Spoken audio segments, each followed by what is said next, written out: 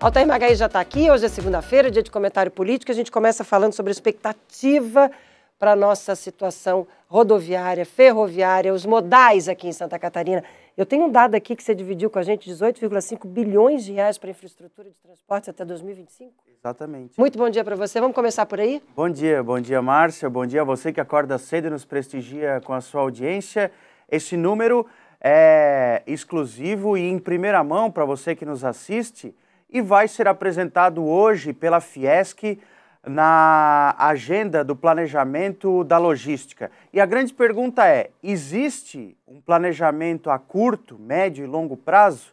Essa é a questão que vai ser respondida na Agenda Estratégica para a Infraestrutura de Transporte e a Logística Catarinense de 2022. Entre 2022 e 2025, estima-se a necessidade de 18 bilhões e 500 milhões de reais, o que dá em média 4,6 bilhões por ano. Um destaque muito especial para o transporte rodoviário, a maioria desse recurso, 14,4 bilhões, mas o transporte ferroviário ele vai merecer uma atenção especial nesses próximos anos. Fala-se aí em torno de uma necessidade de investimentos de 928,7 milhões de reais, quase 1 bilhão de reais. E aí é pelos trilhos que Santa Catarina pode se tornar um estado cada vez maior e cada vez melhor. Uma grande referência para o Brasil, um grande potencial. Santa Catarina tem um grande potencial e pode concretizar esse potencial dando um destaque especial para as ferrovias. Nós estamos falando, e esse valor é bom que se diga, é um valor estimado, é uma necessidade, é o ideal, mas trazendo para a realidade nós temos um grande problema, que é a falta de recursos do governo federal.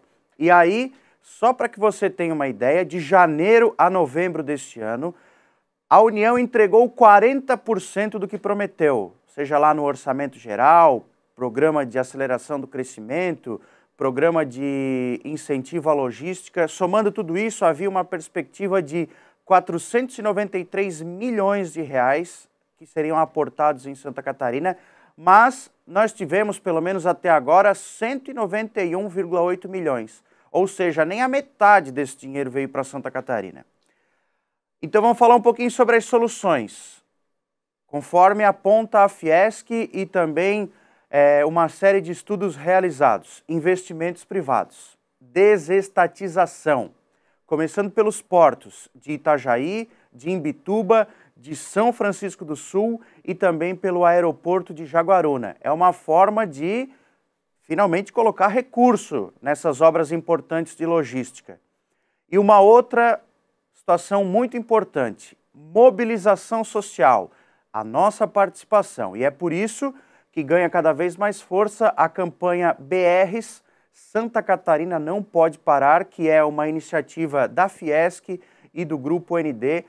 Então, portanto, hoje, às 2h da tarde, nós teremos esse importante lançamento e toda uma expectativa de que, se Santa Catarina não se unir, não se mobilizar e não cobrar que os políticos catarinenses tenham mais iniciativa, mais força de vontade e mais assertividade, ou seja, não adianta só discursar, tem que trazer recursos para cá também. Nós teremos aí muita dificuldade para o desenvolvimento do nosso estado. Com certeza, a gente tem falado bastante sobre esse assunto aqui. Estou vendo aqui a foto, inclusive, que está na nossa edição impressa aqui. Mostra aqui, Pereirinha, só relembrando o dia do lançamento do abaixo-assinado, o presidente da Fiesc, Mário César Aguiar, que, aliás, esteve com a gente aqui no estúdio na segunda-feira passada, exatamente uma semana atrás, aqui, ó. A foto do dia do lançamento. Aliás, Dan, vamos pedir para a produção colocar na tela o nosso QR Code da campanha? Por gentileza, tem como colocar agora, já que o Alta falou do abaixo-assinado? Gente, é muito fácil. Esse abaixo-assinado é um abaixo-assinado. Tá aí, ó. Obrigada, produção. Aponta a câmera do seu celular para esse QR Code que aparece aí nesse momento na sua tela. Vai direto. É muito fácil participar.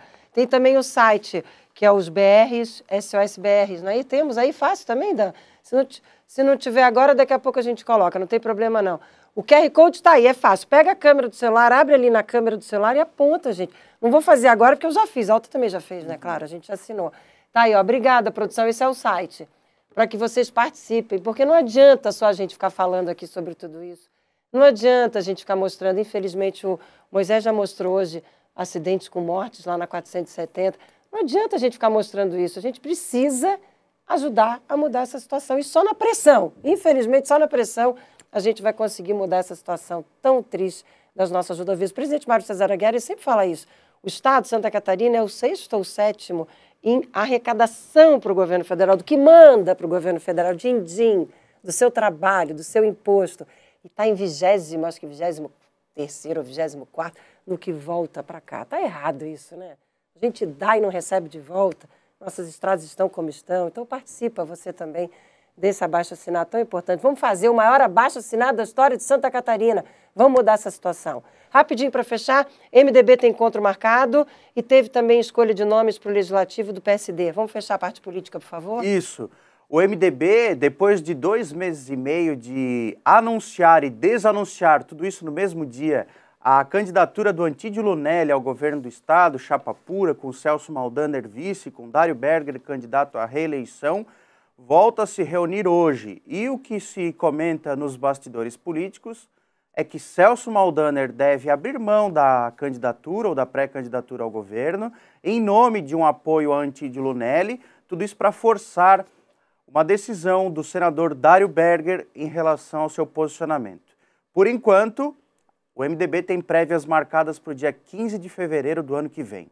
E falando sobre o PSD, ele está aí buscando uma identidade nacional, traz a Santa Catarina hoje o recém-filiado Rodrigo Pacheco, que é o presidente do Senado, veio do DEM, e também o presidente nacional Gilberto Kassab, um evento hoje às 5 da tarde em São José, consolidado já com as candidaturas para deputado estadual e deputado federal, mas ainda também numa disputa entre 3 nomes para a candidatura ao governo do estado. O ex-governador Raimundo Colombo, o ex-prefeito Napoleão Bernardes, de Blumenau, e o atual prefeito João Rodrigues, da cidade de Chapecó. Essas e outras movimentações, você sabe, né? Acompanha lá no blog ndmais.com.br. Muito bem, quarta-feira você está de volta, atualiza tudo pra gente. Tá legal. Obrigada, boa semana para você, até quarta. Obrigado e bom dia.